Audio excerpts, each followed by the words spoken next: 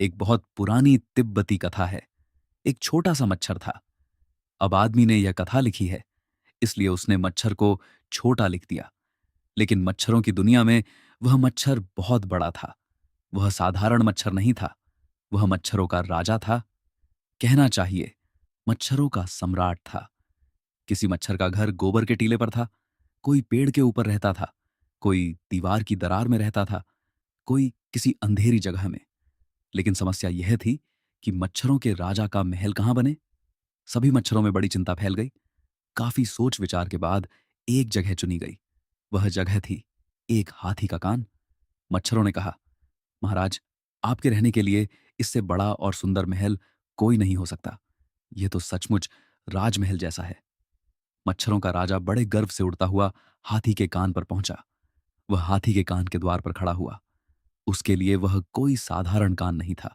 वह तो एक विशाल हाथी द्वार था। मच्छर ने ऊंची आवाज में कहा, सुन ए हाथी, मैं मच्छरों का राजा हूं।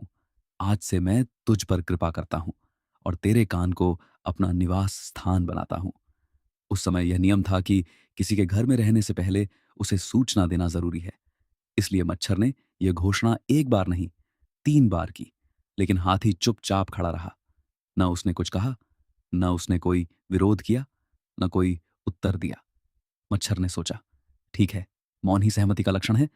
हाथी चुप है, मतलब उसने अनुमति दे दी। और इस तरह मच्छरों का राजा हाथी के कान में रहने लगा। दिन बीतते गए, महीने बीतते गए, साल बीतते गए। मच्छर आता जाता रहा। उसका परिवार बढ़ता गया। बच्चे हुए, संतानें हुई, रिश्तेदार आने लगे, मेहमान भी रुकने लगे। लेकिन जगह की कोई कमी नहीं थी। हाथी का कान उनके लिए सचमुच एक बहुत बड़ा महल था। कई वर्षों तक मच्छरों का पूरा परिवार वहां आराम से रहता रहा। फिर एक दिन मच्छरों ने अपने राजा के लिए उससे भी बड़ा महल खोज लिया। वे राजा के पास आए और बोले, महाराज, अब हमें इससे भी बड़ा और अच्छा निवास मिल गया है। अब आपको वहां चलना चाहिए। मच्छरों का राजा फिर हाथी के कान के द्वार पर आकर खड़ा हुआ। उसने कहा, सुन ए हाथी, मैं मच्छरों का सम्राट हूं। अब मैं यहां से जा रहा हूं। मैंने इतने वर्षों तक तुझ पर कृपा की, तेरे कान को अपना महल बनाया। अब मैं विदा लेता हूं। लेकिन फिर भी हाथी की ओर से कोई आवाज नहीं आई। मच्छर को थोड़ा दुख हुआ। उसने सोचा, क्या अब भी मौन को सहमति मानना पड़ेगा? मैं जा रहा हूं और इसे कोई फर्क ही नहीं पड़ रहा। मच्छर ने और जोर से कहा, ए हाथी, सुनता नहीं है क्या? मैं जा रहा हूं। फिर भी हाथी शांत रहा। मच्छर ने पूरी ताकत से चिल्लाकर कहा, अरे हाथी, क्या तुझे मेरी आवाज सुनाई नहीं देती? अब हाथी को हल्की सी भनभनाहट सुनाई पड़ी। हाथी ने ध्यान से सुना। उसे लगा कि कोई बहुत छोटी सी आवाज कह रही है, मैं मच्छरों का सम्राट हूं।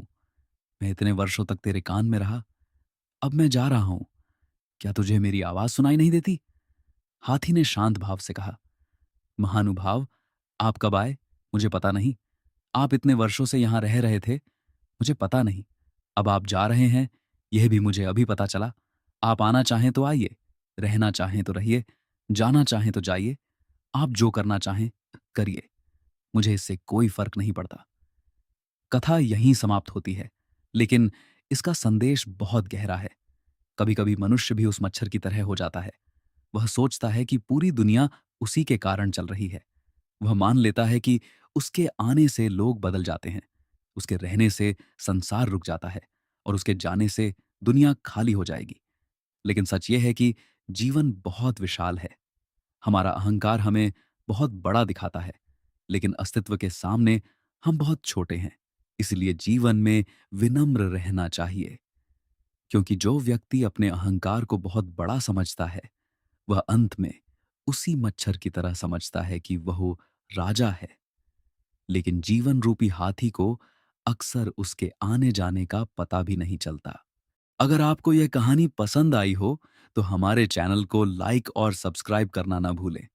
ऐसी ही मजेदार और सीख देने वाली कहानियों के लिए हमारे साथ जुड़े रहिए। धन्यवाद।